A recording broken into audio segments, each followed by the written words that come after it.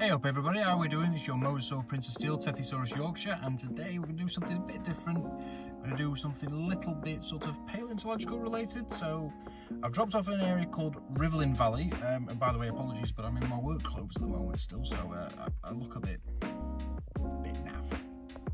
So Rivelin Valley is in the eastern part of Sheffield, and it's a wonderful place, absolutely beautiful. If you live in Sheffield, you live near Sheffield, please do come down to Rivelin Valley. It's absolutely gorgeous. Lovely scenery, lovely woodland area. There's a little park called Encliffe Park, and you can actually go there and go for a nice cup of tea. You know, it's absolutely beautiful. But in recent weeks, I've been down to Rivelin Valley. I've had a little gander about, and I've seen a couple of sections that I want to investigate. So I'm going to do some geological data collection on them through what's called sedimentological logging. Now, to put it in the simplest terms, but sedimentological logging is actually the graphical way of displaying the data of the rock, or the rock sections, or these sections of rock that you're actually looking at. So you're basically, rather than turning the rock into notes, you are making it into a nice little column picture.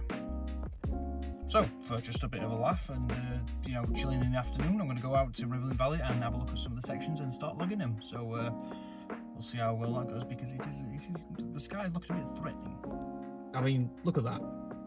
That's just ruined your day, doesn't it?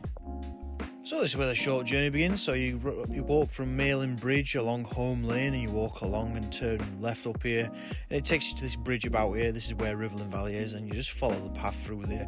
And when I say it's gorgeous, it's absolutely beautiful in there, absolutely gorgeous. I mean, you're just walking through, and the nature, the pathways, it's beautiful. The river Rivelin right there, absolutely beautiful. And look at that shot, look at that. There's a little dam there, you can see the water cascading down around this sort of bankment area. And up ahead, this is where the magic is. This is a nice outcrop of Chatsworth Gritstone, so it's part of the Millstone Grit series. And you can see this is sort of the marine band, the darker stuff at the bottom of this area.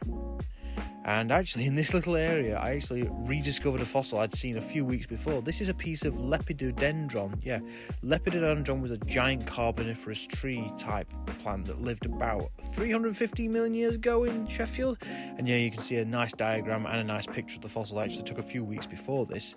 But this wasn't the only fossil I could find. I actually found some what looked like oyster burrows. Now, the oyster in question, it's not so determinate. There are a couple of genera that you could actually use from Sheffield. There's one in particular known as Lockyer, and this is a good diagram of what this one looks like, and you can see it's pumping in, pumping out, getting itself digging deeper. And there's a 10p to go with scale with some of these burrows. Why 10p? Well, it's the only money I had at the time.